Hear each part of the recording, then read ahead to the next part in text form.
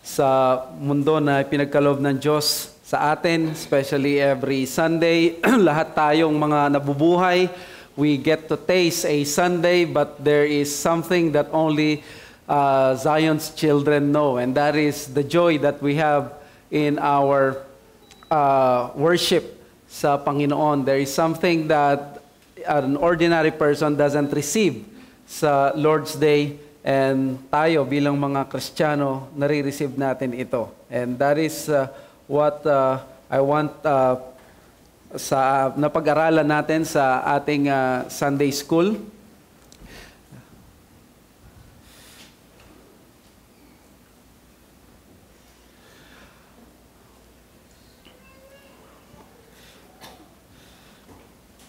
Well, when you talk about this controversial issue, madalas maraming mga resources na maengganyo kang basahin, di mo alam kung paano mo sisimulan. So I'm trying to open yung ating series about this issue ng Lord's Day into somewhat devotional at in a way na usually theological ang magiging approach, but let me open muna ang ating series that I have entitled A Day for Holiness and Happiness, and that is the Lord's Day according to Scripture. The very first one is an introduction.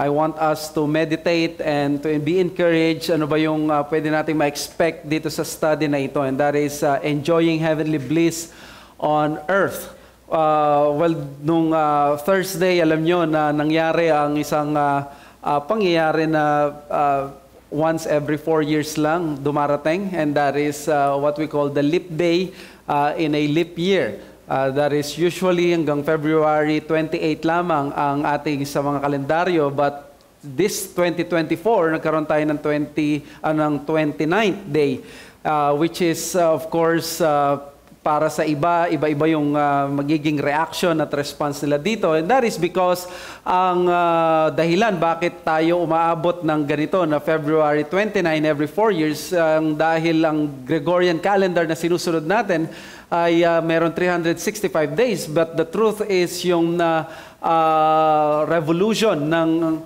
planet natin sa araw ay hindi naman eksaktong 365. In fact, it is 365.24. So that is parang 25% na sobra. So which means after 4 years ay magkakaroon ng isang one full day na butal, kaya nagiging 366 days ito. Bakit ginagawa ito? Because if we will not do this, siguro hindi na sa generation natin, pero if there is no leap year or a leap day, what will happen in the future generations ay ang Pasko magiging July siya or mamumove siya sa ganung paraan. But because of the leap day na ayos. But alam naman natin sa pagrereklamo ng marami ng January na sobrang haba, yung February ay dapat magsusweldo na, ay nadagdagan pa ng isang araw. But on a different perspective, actually, this is a day of blessing. When we had our family worship, we thank the Lord for an additional day na hindi ire-record. Kumbaga parang binigyan tayo ng additional na araw ng Panginoon, di ba? Na usually February 28, pero nagkaroon ng dagdag na memories kung nag-take kayo ng pictures, nag-capture kayo, may mga na-accomplish kayo, you had an additional day with your family. Kaya naman sa ibang tao, ito ay pabigat, but at the same time, or sa iba namang tao, this is an additional blessing sa tamang perspective. That is how we can relate sa ating pag-aaralan ngayon. Ang Lord's Day, sa panahon dati, it is always a blessing, but now, it has become a burden. At ito yung gusto natin na ma-reinform tayo at gusto natin na makita ang Lord's Day muli sa paraan kung paano siya pinipresent ng Scripture. Sa panahon natin na napaka-demanding, mareklamo ng mga tao, very self-entitled, they do not want to be dictated kung anong gagawin nila sa kanilang araw. Ito yung family day nila. But for us as believers, we know that God is not a heavy taskmaster or hindi siya malupit na taskmaster. He is a God na mabuti. Kaya ang ginagawa niya every Lord's Day actually ay binababa niya yung langit dito sa lupa so that we get to enjoy heavenly bliss on earth. At akala ko mako-cover ko yung mga passages na gusto kong makuha, pero hanggang Genesis lang tayo. Sa Genesis chapter 2 verse 3, "So God blessed the seventh day and made it holy, because on it God rested from all His work that He had done in creation." Yung word na rest, of course, that is the word Shabbat or Sabbath. That means to cease. Ito yung first time na nabanggit ang word na Sabbath sa Scripture. Kaya naman napakahalaga nito, and it is just proper na ito yung text na gagamitin natin sa pag-aaral dito sa Lord's Day. But the problem is, different Christians have different take on the Lord's Day. Iba-iba sa iba't ibang denomination, iba't ibang theological lens, nagkakaroon ng pagkakaiba. Ang tanong ay, is it still binding? Binding pa ba ang Sabbath para sa iba? Ang sa kanila is ang magiging question, kung ang Ten Commandments ay binding pa ngayon, malalaman mo kung binding pa ang Fourth Commandment or yung keeping of the Sabbath. Sa mga ibang theologies, para sa kanila, ang tanong ay, abolish na ba ito? Most likely, sa maraming Kristiyano, para sa kanila, abolish na ito. If the Old Covenant was already abolished and fulfilled by Christ, therefore, there is no more Sabbath or Christian Sabbath today. Hindi mo raw pwedeng hatiin yung law na, di ba, hinati ng mga maraming mga ibang Kristiyano sa moral law, ceremonial law, judicial or civil law, at para sa iba na abrogate na yung dalawa, civil at yung ceremonial. Wala na tayong Old Testament priestly worship, wala na rin tayo yung mga laws ng Israel, meron lang tayong moral law. Para sa iba naman, hindi, wala kang makikitang ganong explicit division of the law. The law is the law. Isang buo, isang tipak yan, pag inabolish or inabrogate, abrogated na lahat. Maliban na lang kung uulitin sa bagong tipan, hindi natin kailangan na magpa-bind dyan. So, ang gusto kong ipakita sa inyo, iba-iba ang mga issue dito sa mga Kristiyano, hati, maging sa mga nagpapakilalang Calvinists. Kaya, para magkaroon tayo ng pagkakasundo, ito yung gagawin ko.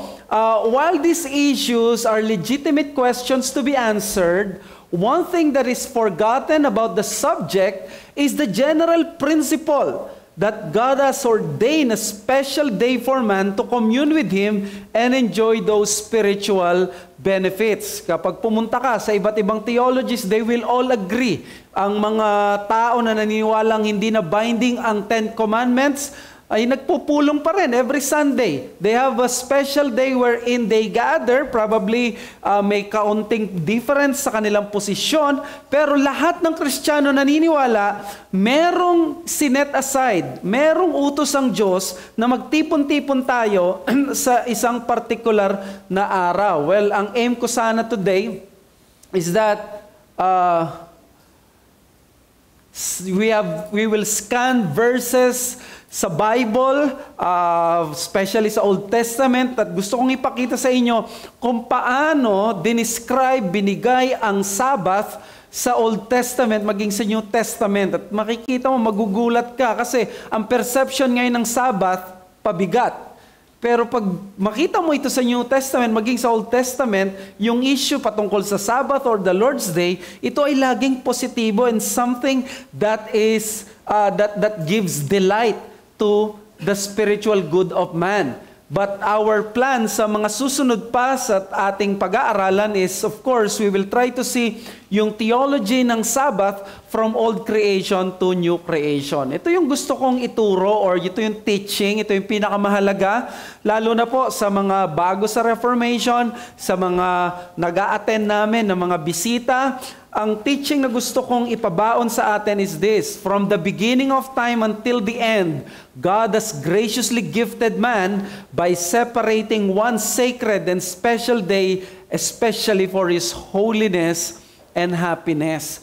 Siguro kapag na-embrace natin ito, magbabago yung pananaw natin sa araw ng linggo. Kahit na gaano ka kabisi, kahit ano yung trabaho mo, o kung ano yung sitwasyon mo ngayon sa buhay, magbabago. Merong changes na mangyari sa'yo. Kung itong teaching na ito, itong thought na ito, ma-embrace natin. Na simula pala nung una, na nilikha ng Diyos ang tao, hanggang sa magiging katapusan, merong binigay ang Diyos na espesyal para sa tao, para sa kanyang kabanalan, at para sa kanyang kaligayahan.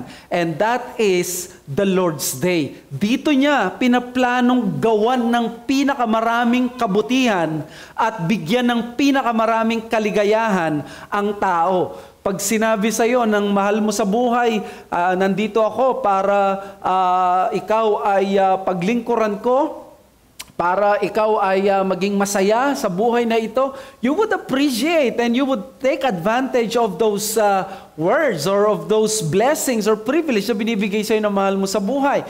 Now, sa Diyos, binigyan tayo ng 7 days. At itong buong linggo na ito, umiikot yan. Walang sobra, walang kulang, laging 24 hours yan. Ang tanong ay, sa 7 araw ba na ito, meron bang binigay ang Diyos na kung saan ini-intend niya? Ito yung araw na pinakamarami akong gagawing mabuti sa kaluluwa mo. Ito yung araw na pinakagusto kong pagpalain ka at pasayahin ka at pabanalin ka. Kung maisip lang natin na merong ganon, abay, hahanapin mo yon. At i-aim mo na hindi mo masasayang yung araw na yon. Listen kay Kevin DeYoung sa kanyang The Ten Commandments. Sabbath is the Hebrew word for ceasing. It is the ceasing day, the stopping day. In an agrarian society, resting meant sit down and don't worry about the fields. For many of us with desk jobs, resting might mean for many of us with desk jobs, resting might mean go on a walk, ride your bike outside, and don't answer any emails. Sabbath was not bondage, and the Lord's Day shouldn't be either. Can you imagine what good news the Sabbath was for slaves? After oppression for centuries, God says, I give you 1 day in 7 to worship and rest. Maybe God understands that we won't stop and rest unless He commands us to. Gusto ko makita niyo dito yung sinabi ni DeYoung doon sa last part na imaginein mo ang isang taong hirap na hirap, ang sasabihin sa kanya ay bibigyan kita ng araw na makakapagpahinga ka. Di ba ito yung hinahanap? Kapag bata kang gusto mong ayaw mo yung pinapatulog ka ng tanghali o yung pinapatulog ka ng maaga, pero pag medyo nagkakaedad ka, yun na yung hinahanap mo, lalo na pag nagtatrabaho ka. Pag sinabi yan sa'yo, you would want that. You would desire that. Kaya naman, ang Diyos natin, being a good creator and redeemer, gives man the glorious joys of His heavenly presence while He is still on earth. So isipin mo, nung nilikha ng Diyos ang tao, ang Diyos, alam natin, ang presensya niya, ang abode niya nandun sa langit. Bagamat alam natin, ang kanyang earthly presence nandun sa Garden of Eden, pero nandun sa kalangitan ang kanyang presensya, at dahil mabuti siya, hindi niya ipagkakait ang anumang mabuti sa tao. Therefore, the best of the best ay nasa kalangitan. Anong ginawa niya? Hindi niya nilagay ang tao muna sa langit. Ang ginawa niya, binaba niya yung langit dito sa lupa. At kailan niya ginawa yon? Pag Lord's Day o yung Sabbath. It is on the Lord's Day where this miraculous and beautiful communion happens. Di ba, dito nangyayari na nakikipag-commune tayo sa Diyos. Can you claim this? Kapag araw ng Biyernes, kapag araw ng Lunes, you can only claim this on a Sabbath where there is that communion with God, with the people of God, na kung saan nangyayari yung miraculous communion na ito. So when God's people gather to worship on the Lord's Day, heaven and earth meet in joyous and glorious worship of the triune God. Listen to that. When God's people gather to worship on the Lord's Day, heaven and earth meet in joyous and glorious worship of the triune God. So, there is one aspect na gusto kong umangat dito. Na kapag nagwo-worship tayo, we're not just worshiping God na parang tayo lang at yung nakikita lang natin ay ang isa't isa. Ang nakikita natin ay something na meron palang presensya yung Diyos at kasama pala natin siya sa mga ganitong pagkakataon at yung kalangitan at ang sangkalupaan ay nagsasama, nagmi-meet on this Lord's Day para i-worship ang ating triune na Diyos. So, titingnan natin ngayon yung mga text sa Scripture para makita natin itong mga bagay na ito, paano natin nasabi na ang Sabbath was meant for the good of man. Tingnan natin. First, doon sa old creation, ay makikita natin yung Genesis chapter 2, verse 3, and there we see that Sabbath was associated with rest. Sa Isaiah, ma-associate siya sa ibang bagay. Sasabihin ng Isaiah 58, you will call the Sabbath a delight. So therefore, delighting. Dito naman, na-associate siya sa rest. Sa Genesis 2:3, so God blessed the seventh day and made it holy, because on it God rested from all His work that He had done in creation. So, tingnan natin ito. Alam nyo ba na the first appearance of the word Sabbath is here in Scripture sa Genesis 2, and it means rest. At sino yung nag-rest? Ang nag-rest dito, hindi lang yung tao. Ang Diyos ang nag-rest unang-una, at He gave His command, and He gave that with an example. So hindi lang ito inutos na kayo lang ang gagawa, pati ang Diyos nag-rest. Kaya nga God rested kailan? On the seventh day, after His work of creation is completed. So, anong significance nito? Na nag-rest ang Panginoon after niyang makomplete ang creation. Ang usual na pananaw dito ay napagod ang Diyos kaya nag-rest siya. Obviously, sa doctrine natin of God, ang Diyos hindi siya napapagod. Hindi siya nag-exert ng effort. So, therefore, ang Panginoon, hindi natin pwedeng masabi na parang na-exhaust siya. Ang ibig sabihin ng God rested on the seventh day, hindi ibig sabihin na tumigil siya sa pag-work. Hindi ibig sabihin na pagod siya, hindi rin ibig sabihin tumigil siya sa pag-work.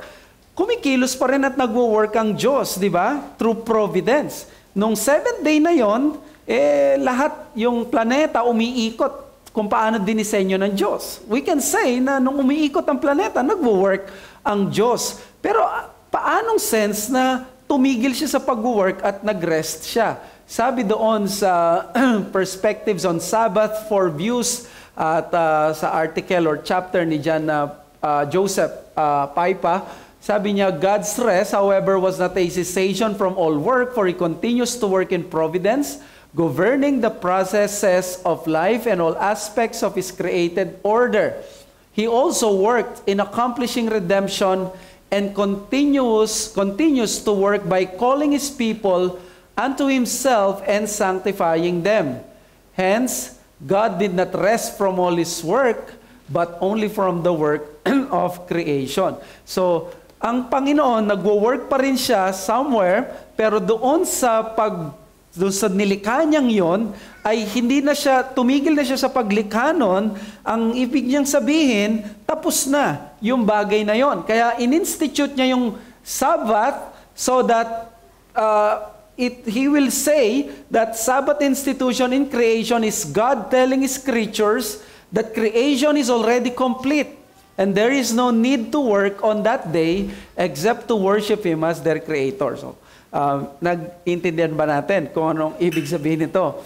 Nung nagpahinga siya ng seventh day, sinasabi niya, tapos na yung trabaho, hindi ibig sabihin na pagod ako, hindi ibig sabihin hindi na ako nagtatrabaho, pero wala nang oras wala nang kailangang trabahuin, so that yung araw na yon, seventh day na yon, ang gagawin ng tao ay hindi magtrabaho, kundi siya ay mag-worship. Magpapahinga siya at i-meditate ang kabutihan ng Diyos sa kanyang buhay. So, pag Sabbath pala, sinasabi natin na ako nang bahala, sabi ng Diyos sa mundo. tinapos ko na. There's nothing to do right now. Kaya nga, ito yung exciting. Naisip nyo ba na the first full day of month on earth is the first Sabbath? Kailan nilikha ang tao? Sixth day. Nung nilikha ang tao, sixth day, on day 6, hindi naman siya nilikha ng 12 a.m. or sabihin natin ng ganon, yung movement, we believe in a literal 24-hour work creation or day creation. Ang nangyari is that yung kinabukasan, yun yung first day, first full day ng tao sa mundo. At ang first full day niya is the 7th day, which is the Sabbath. It means that God's first command for man is not to work ng Monday or ng first day, that is Sunday, kundi kung Sabado yon, that is the 7th day. Ang gusto ng Panginoon, ang ginawa niya, dinisenyo niya, is nilikha niya ng 6th day para ang first time na gagawin niya dito sa mundo ay magpahinga. Sasabihin siguro, wala pa akong ginawa pero pinagpapahinga na ako ng Diyos. That only means ganong kahalaga ang worship sa Diyos. Na ang unang gagawin ng kanyang creation, yung tao, ay wala nang iba, kundi sumamba. This is a day spent not of busy work, but of blessed rest. Sabi ni John Sutcliffe, doon sa book ni Jeremy Walker, our Chief of Days, how honorable in its origin. Let us look back to the Garden of Eden. There we find this sacred day. Take a view of our first parents in a state of innocency. They began their lives by keeping it holy to God. They gave the first fruits of their time to their Creator. Mga kapatid, ang binigay ng tao na una sa Diyos ay hindi ang kanyang lakas, hindi ang kanyang talento. Ang binigay niyang una ay papuri. Yung first fruit, ito yung first time na nag-exist siya. Ang first fruit is the first harvest ng malakiang harvest. So therefore, kung sasabihin natin, ito yung day 1 ng tao, year 1 ng tao, binigay ng tao sa Diyos ang year 1 na ito. Kaya nga, the first Adam,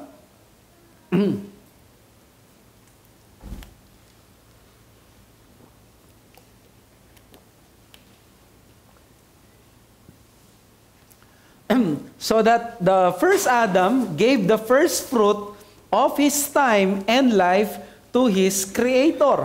Kaya nga pag kinonect mo to ngayon sa New Covenant, magkakaroon ng transformed view ang sarili mo, because kung ang first Adam, binigay niya yung first fruits niya ng kanyang time, yung kanyang life sa Creator, ang second Adam, inusher naman niya tayo sa new creation so that we can give yung first day, first fruit natin ng buhay natin sa Diyos, but this time, not only once, but every week, because sa new creation, we are gathering every Lord's Day. So that is something na napakahalaga. So by worshiping on the first day of the week, we are able now to give the first fruits of our life, of our time, of our strength and resources on a weekly basis. Ginawa yon ni Adam minsan sa kanya, tayo every week yung first fruit ng ating linggo binibigay na sa Panginoon. Sabi ni Jeremy Walker ulit, the idea of rest is not one of weariness or inactivity, but of God ceasing from the particular work of creation. From the beginning, then, God established by divine act a rest of 1 day in 7, He patterned that rest in Himself. He did not establish it for men as under law or under grace as it were, but for men as men. In the words of Robert Louis Dabney, the professed Christian has 2 reasons for observing the Sabbath. Every human being has one.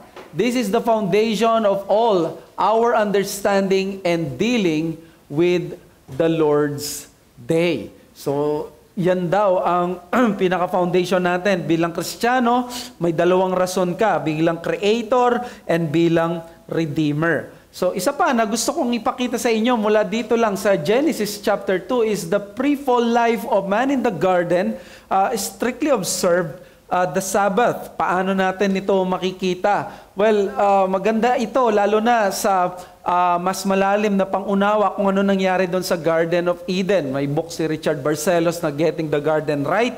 At doon sa Garden of Eden, nung nilagay ang tao sa Garden of Eden, akala ng marami, he was just being a gardener or a tiller of the ground or a worker. Yan ang sabi sa Genesis 2:15. The Lord God took the man and put him in the Garden of Eden to work it and to keep it. Yung word dyan na put, that is the word, what is that? Yuwak. That is a verb which carries the nuance of rest connected to the Sabbath rest. So therefore, nung dinala pala siya sa Garden of Eden, he is not only there to work, but that is to put the garden into proper order, which means kailangan i-observe din kung ano, connected siya doon sa rest, which is kailangan mag-rest. And this is related with the garden where he was put, that is the Garden of Eden. And by the way, what is Garden of Eden? Eden means delight. So, in other words, Eden was more than a garden. It is actually a sanctuary. Ito yung pinaka-tabernakulo ng Diyos. Kaya kung titingnan mo, tama yung sinasabi ng mga Reformed theologians na ang Diyos, meron siya laging dwelling place kung saan ang tao. At nasaan yung dwelling place na yon? Nung nasa wilderness sila, may tabernacle. Nung nasa templo sila, nandun yung Holy of Holies. At sa New Covenant, alam natin, wala nang templo, ang iglesia na ang templo ng Panginoon. Pero before that, before there was this New Covenant, before there was this temple, before there was this tabernacle, ano ang meron? Ang meron is the Garden of Eden. Nandun ang dwelling place ng Diyos. That is sa Reformed theology.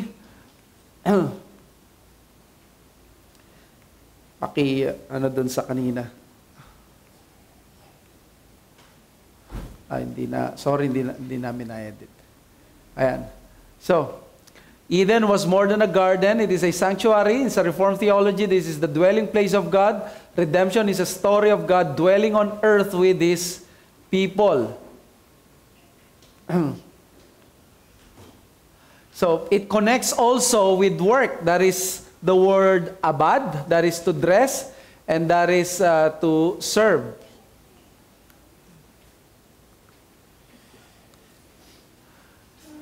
So, basahin natin yung Westminster Standards. Is this Westminster Standard? When the focus of the labor is the Lord, it is a religious service to worship Him.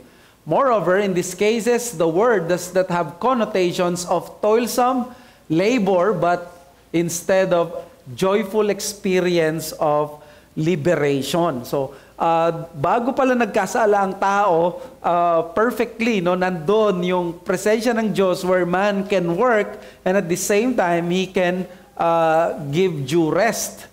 Sa Exodus 1:14, in all their work, they ruthlessly made them work, that is serve as slaves. That is exactly yung binanggit natin kanina. And then the word keep, sabi niya doon sa Genesis 2:15, put him in the Garden of Eden and then work it and keep it. That is to guard.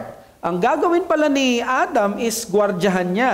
Siguro, isipin na, bakit pag-gwardya si Adam, wala namang kasalanan dito.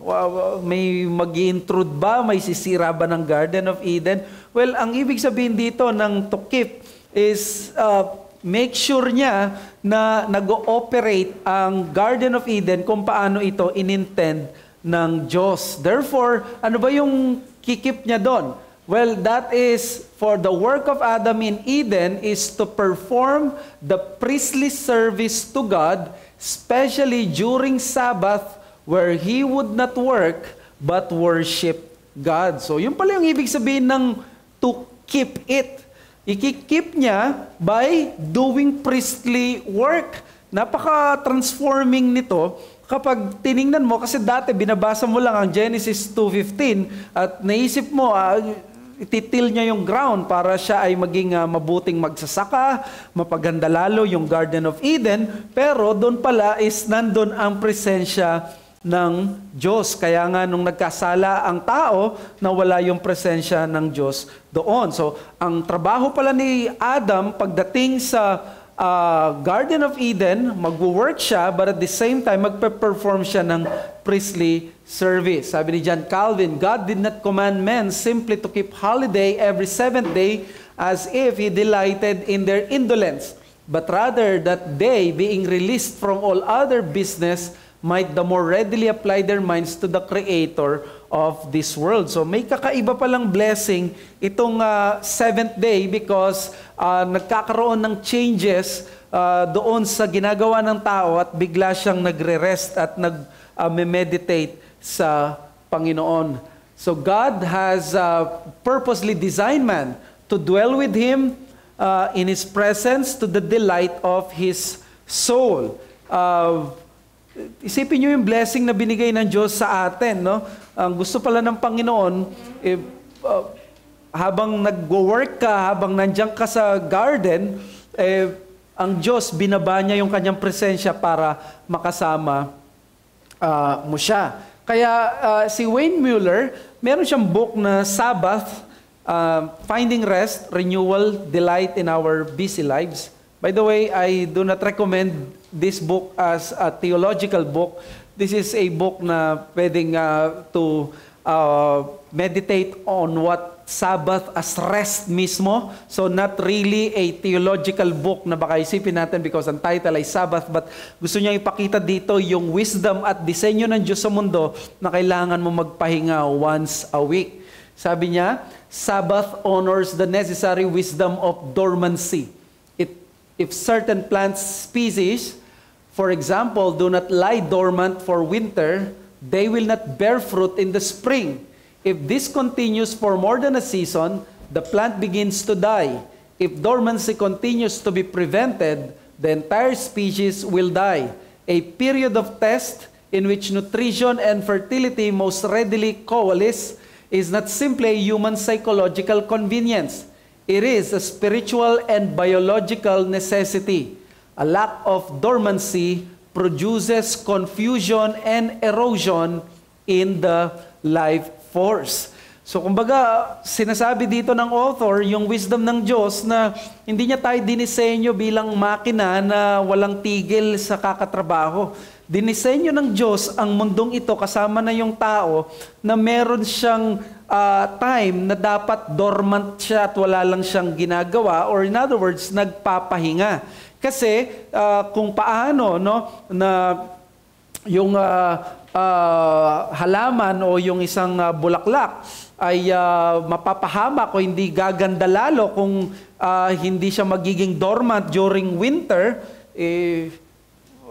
ganito rin daw pala sa tao. Alam natin ito, di ba? Kaya nga pagdating sa mga tao sa pag-work, meron tayong rest day, meron tayong vacation, meron tayong araw na nagli-leave tayo. Sa ministry, meron tinatawag na sabbatical leave. Bakit? Kasi nakadesenyo sa tao ang magpahinga. Kaya kapag sinabi ng Diyos na binigyan ng Diyos ang tao ng 7 days at isa doon mag-Sabbath, huwag nating isipin na parang pinapabigat ng Diyos ang buhay mo. Actually, God is doing you a favor. Because alam niya sa pagkalika niya sa iyo, you will rust out, you will falter, you will fail, and you will lose your sanity kung ikaw ay hindi magpapahinga. Dito sa book na ito, hindi ko na lang nilagay, after ng paragraph na yan, binanggit ng author, yung kaibigan niyang doktor. Dito naman ang sabi ng author, I'm not saying na totoo ito sa lahat ng doktor, pero sabi niya, yung kaibigan niya, madalas daw ang mga doktor, sanay sila sa pagiging sleep deprived, sanay sila sa maraming mga ginagawa, pressured, hectic ang schedule, at inaasahan sila na mag-perform pa rin even though wala silang gaanong tulog, sila ay nahihirapan. Kaya ang ginagawa daw ng mga doktor So, yung kaibigan niya, madalas, ay lalo na kung sleep-deprived sila, ay akala niya nag-ooperate siya ng maayos, but the truth is, may tendency daw siyang maglabas lang ng lagi, ng utos, ng tests, mag-perform ng test, kasi hindi na siya gaano nakakapag-isip kung ano ang pinakasakit nito, kung ano yung diagnosis. Ang nagiging solution na lang is yung mga tests ay gagawin para the tests will determine kung ano yung problema nito. Unlike sa mga cases daw na well-rested siya at wala siyang gaanong mas nakakapag-concentrate siya, mas nakakapag-perform well siya as a doctor. So kung, again, di natin sinasabing totoo ito sa lahat ng mga doktor, but this is a publication mula sa author na ito, then it only supports the realization natin na there should be a time of rest para sa mga Kristiyano or sa mga tao. And that is for the holiness and happiness. So, bigyan natin ng lines of thought. Kung ganito pala, ang Sabbath keeping ay rest siya, at ang rest ay hindi cessation from work mula sa Diyos, hindi pala ito ibig sabihin na inaction. It means action. The Lord's Day is not a day of idleness, but of spiritual productivity. Huwag nating isipin na, Sabbath rest pala, manood lang ako ng TV at mag-couch potato ako sa bahay at mag-binge watching ako. Hindi pala ganon. This is a day of work, spiritual activity, spiritual work ang gagawin natin. We do not keep the Sabbath by doing nothing in the assembly. We rest from our business and earthly calling in order to labor for our heavenly calling. So magpapahinga pala tayo mula doon sa usual na ginagawa natin. Pero may gagawin pa rin tayo. Di ba? Kaya kung paanong marami sa inyo nagmi-ministry, may magpe-preside, may magpe-pray, mayroong mag-scripture reading, may mga nag-asikaso ng mga upuan natin. So these are the things na ginagawa natin, pero hindi tayo nagiging inactive. Kaya maganda yung sabi ng Puritan na si J. Dodd. Sabi niya, idleness is a sin, but much more on the Lord's Day. So, sa mga tao pa o Kristiyano na ginagamit ito para mas lalo maging inactive sila, I hope na maging challenge ito sa atin. No? And then secondly, Sabbath keeping is not a tedious burden, but a joyful privilege. So, doon pala sa Genesis chapter 2, this is intended by God para maranasan mo yung joys ng kalangitan. Maranasan mo yung glorious privilege to be in the presence of God. So therefore, hindi siya dapat ito makita na parang pabigat. Kaya nga yung Sabbath is not a fast, but a feast. This is a day of rejoicing in the works of God. Hindi siya yung parang nagtitipid ka sa sarili mo, but piyesta pala ito. But syempre, piyesta ng kaluluwa. Si Matthew Henry, maganda yung comment niya dito, the Sabbath is a sacred and divine institution, but we must receive and embrace it as a privilege and a benefit, not as a task and a drudgery.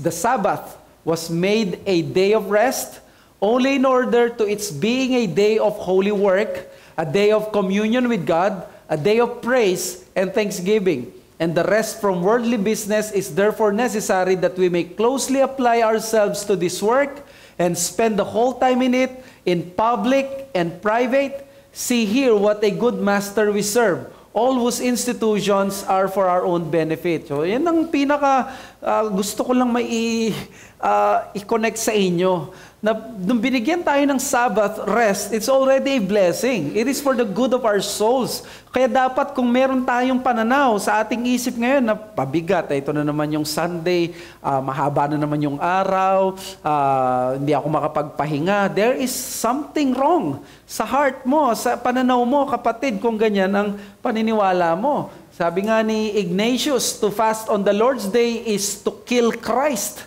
Sabi naman si Baxter naman, he hated yung drab service. Yung parang, if I'm not mistaken, drab means parang walang buhay or nagdadabog. Listen to Thomas Brooks, it is the duty and glory of a Christian to rejoice in the Lord every day, but especially on the Lord's Day. To fast on the Lord's Day, saith Ignatius, is to kill Christ. But to rejoice in the Lord on this day and to rejoice in all the duties of this day, this is to crown Christ. This is to lift up Christ. Nakaka-uplift ng spirit when you see these kinds of words from our forefathers that they consider it the glory of the Christians yung mag-celebrate ng Lord's Day. So, nagre-rejoice ka ba? Kailan ka nag-rejoice? Nag-rejoice ako, pastor, kahapon, ng Biyernes. Siyempre, kinsenas katapusan, sweldo yan. Mas special ka dapat na mag-rejoice pag Lord's Day. Nakakatuwang marinig minsan, no? Yung parang Monday pa lang, sana Sunday na ulit. Pwede kasing dalawa yan eh. May time na isang Kristiyano sa buhay niya, gusto niya Sunday na ulit. Meron naman na aminin natin, lalo na temptation to sa mga nagmi-ministry ng Sunday. Sunday na naman, ang bilis. Parang takot ka kagad. So, the point is that the scripture portrays Sabbath worship as a delight to God's people. Now, titignan pa natin ang context nito sa susunod na linggo, pero pasadaan na natin dahil connected sa Genesis ang delight. Sa Isaiah 58, sabi niya, if you turn back your foot from the Sabbath, from doing your pleasure on my holy day, and call the Sabbath a delight, and the holy day of the Lord honorable, if you honor it, not going your own ways, or seeking your own pleasure, or talking idly. So, tignan nyo yung Sabbath, a day of delight. It is a holy day. Dami yung description na this is my holy day, this is the holy day, and this is the day where we treat the Lord honorable. So, paano daw natin siya i-honor? Not seeking our own pleasure. We are not talking idly. Maging conscious tayo na sa Lord's Day is we want to serve, we want to worship. Diba? So, kaya warning ito sa mga Kristiyano, don't find today Sabbath as enslaving rather than liberating. Di ba liberating talaga ang Sabbath or yung pag-worship? Because, imagine mo, you've been working. Simula nung Lunes. Siyempre, nandito na tayo sa New Covenant. Minsan, yung iba sa inyo, nag-work pa ng Sabado. Di ba? Araw na linggo, ito yung dapat na pinakamasaya mong araw kasi di ka na nagwo-work. Ang nangyayari sa'yo is you get to worship the Lord. Nag-iba yung nakikita mo. Di ba? Kaya nga pinapakita yung trabaho. Ito na naman. Andito na naman yung mga boss ko. Andito na naman yung mga katrabaho ko. I'm not telling you na okay lang ang magdabog sa ganon. But this is the reality na monotony of life. 6 days, and then magbabago siya ng isang araw. That is again a blessing from the Lord. And then number 3, Sabbath keeping is not a useless effort, but a means of grace. Sasabihin ng iba, and for example, ang mga kamag-anak nyo, asawa nyong unbeliever, ang inyong mga magulang na unbeliever, tumigil ka na nga muna dyan, yung pag-a-attend mo. Kasi, anong napapala mo dyan? Yun yung mystery at miracle ng Sabbath worship. Sa totoo lang, sa mata ng isang walang pananampalataya, this is just simply isang pabigat, aksaya ng oras. Imagine mo, araw na linggo, yun na lang ang pahinga mo. Pwede kang mag-mall, pwede kang maglaba, pwede kang magbisita sa pamilya mo, maglinis ka ng bahay, pupunta ka pa sa church, maaga. Minsan may kapatid tayo, nakikriticize sila ng kapitbahay nila. Kayo, pag araw na linggo, madilim pa lang, wala na kayo, babalik na lang kayo, madilim na uli. As long as sa Sunday lang nila makikita yon, magandang testimony. Di ba? Which means, para sa kanila, yung Lord's Day is really the Lord's Day. Kaya, maintindihan natin, mga Puritans, they called it the market day of the soul, na mamalengke. And then, this is the Queen Day of the week.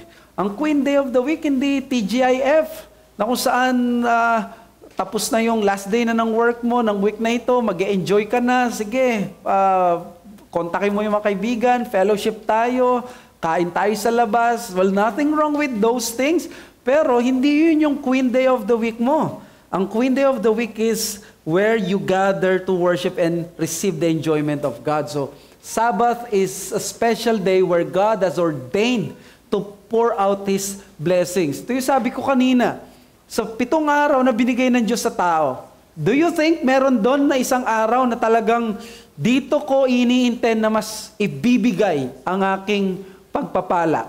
Well, of course. Kayo nga mga magulang, alam nyo, may schedule kayo. Ito yung araw na dadalawin ko yung aking apo para bigyan ko na, i-treat ko na McDo o ganito. Sa mga anak naman, ito yung araw na pupuntahan ko. Schedule ko, Monday, o pupunta ka. Alam niyo yung Monday na yun, nagiging special siya. Dahil yun yung araw na dadalaw yung mahal mo sa buhay. How much more ngayon ang Panginoon? So, sabi ni Ben Patterson, what do we... Thank you. Pwede ba mag-drink during Sabbath?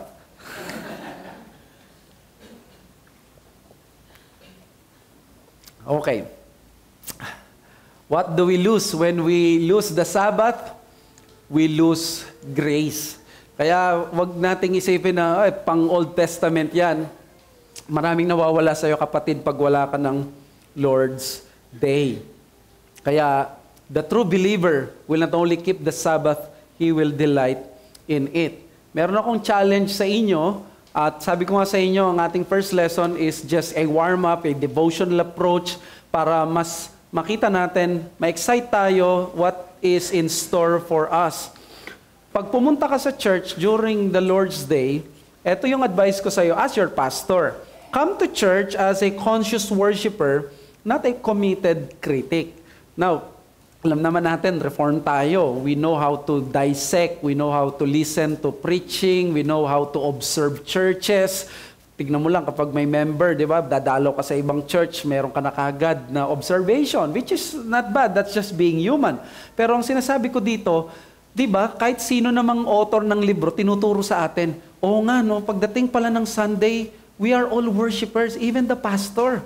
Diba, ito yung lagi na kailangan kong i-remind sa sarili ko pag nakikinig ako ng Sunday afternoon na itong taong ito, nilagay ito ng Diyos. At nandito to para pangaralan ako, hindi para i-dissect ko kung well, part yun ng training na pag may nakita akong bagay na i-address, I hope not to address that during Sunday or maliban na lang kung may meeting kami.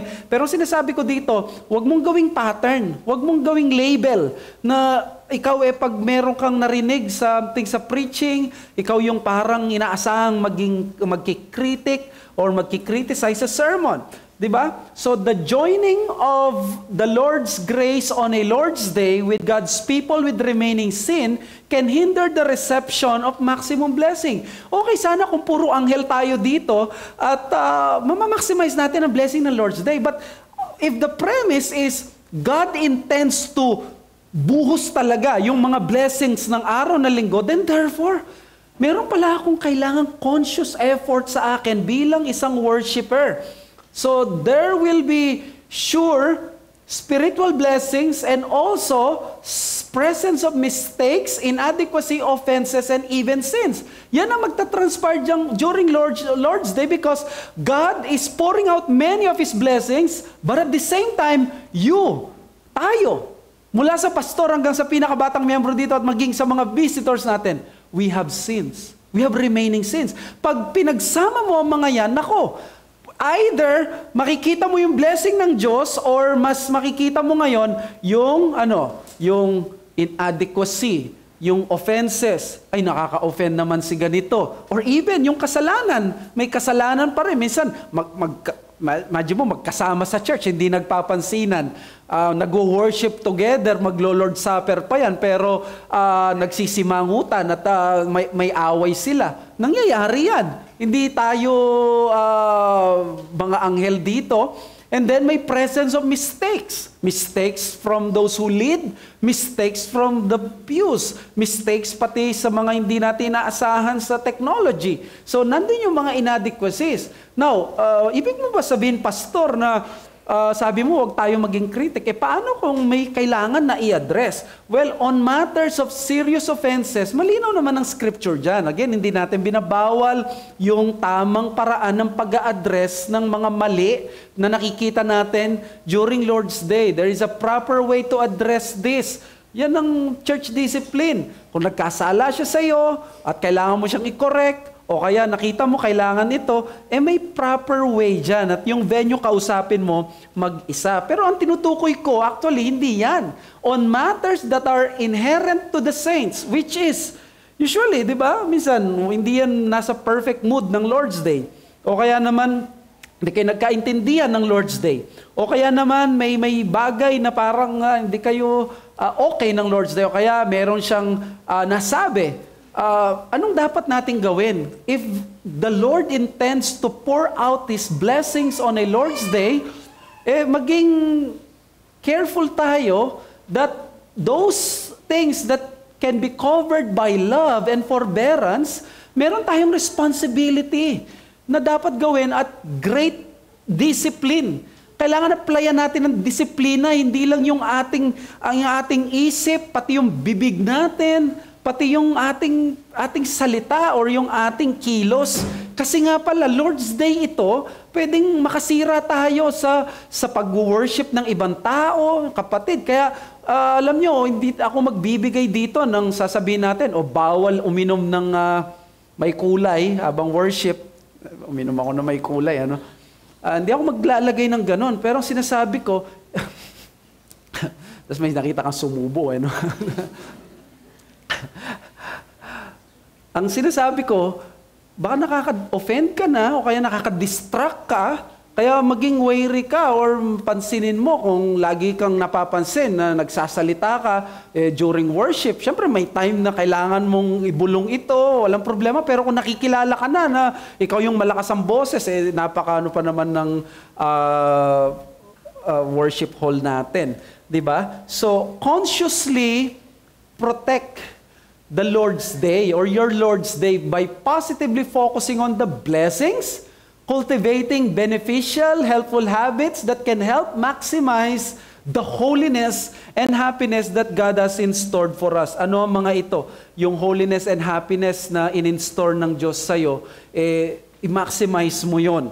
Paano? Mag-cultivate ka ng magandang habits, which is coming early sa Sunday school, sa worship, having a prayerful soul, pinag-pray mo yung teacher, yung pastor, pinag-pray mo yung mga makakasama mo sa ministry, and then of course, yung prepared body na hindi natin nagagawa.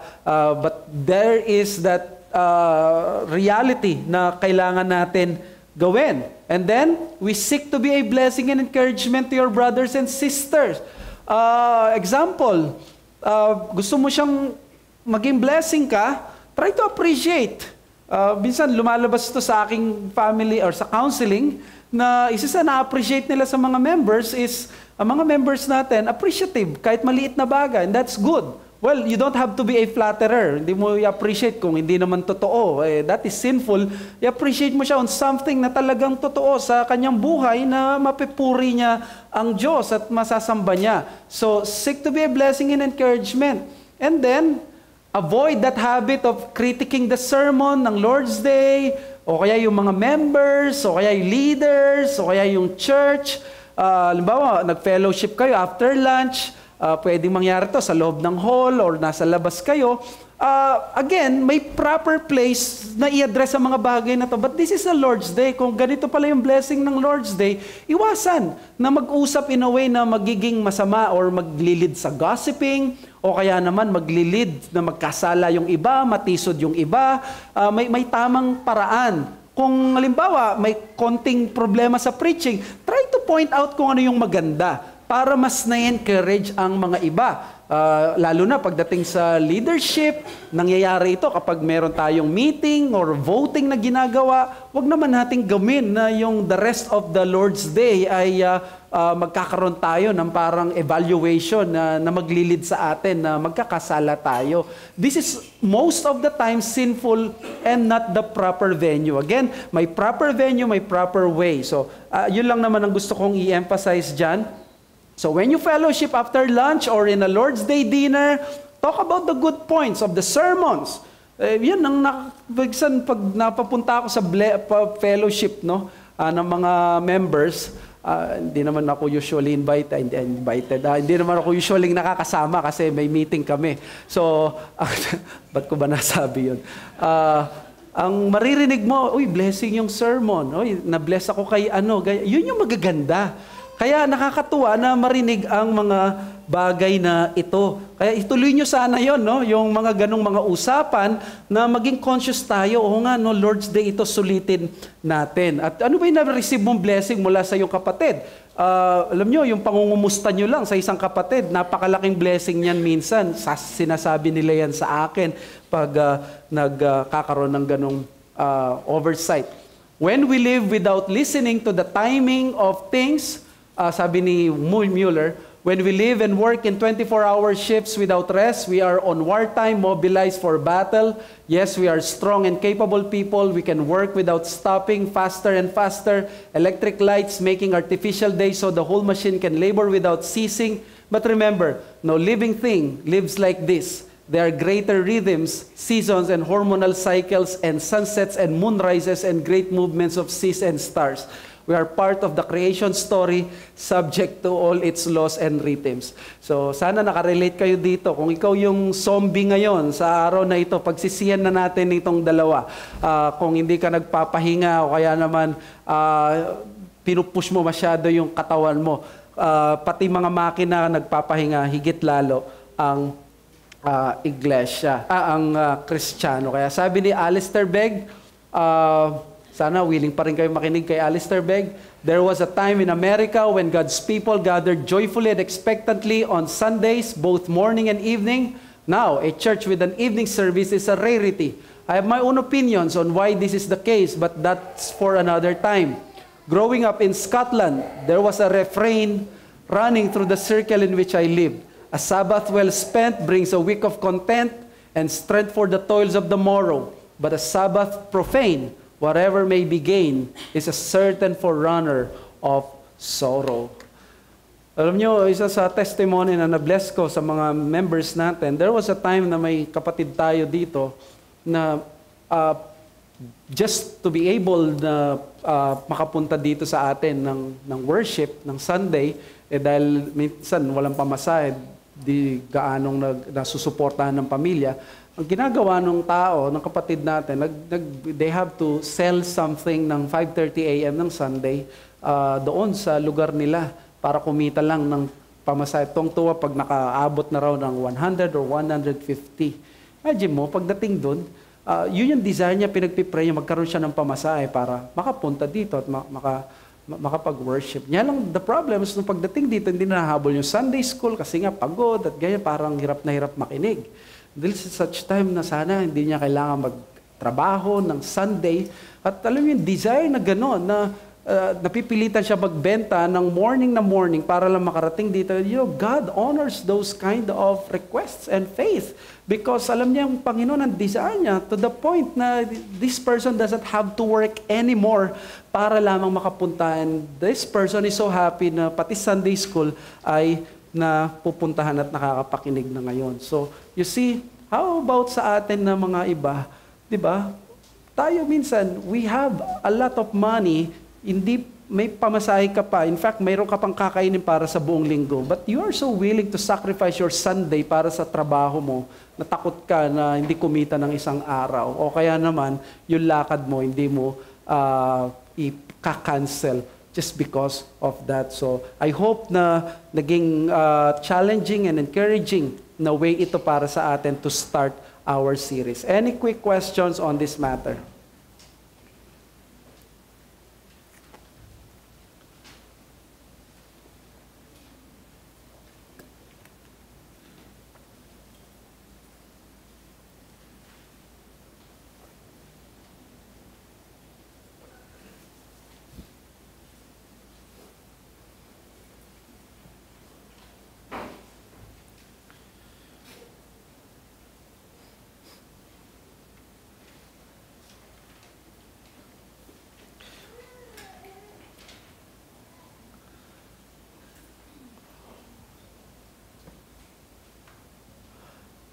Question?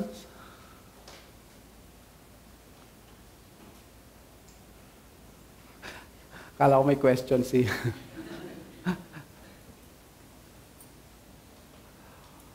Our thoughts sa Lord's Day, Sabbath, sa Day of Rest.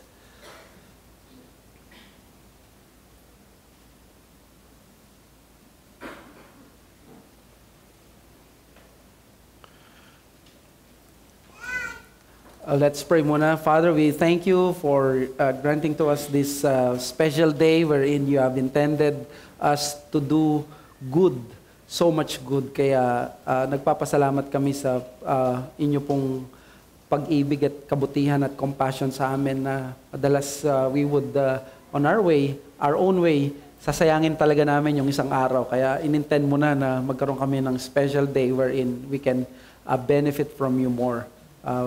Panginoon, bigyan mo kaming patuloy ng desire for these things at mas maluwalhati ka sa paraan ng pag-worship namin sa iyo every Lord's Day at pag-keep namin. And thank you for granting to us a day where we can enjoy heavenly bliss on this earth. We thank you, we ask this in Jesus' name. Amen.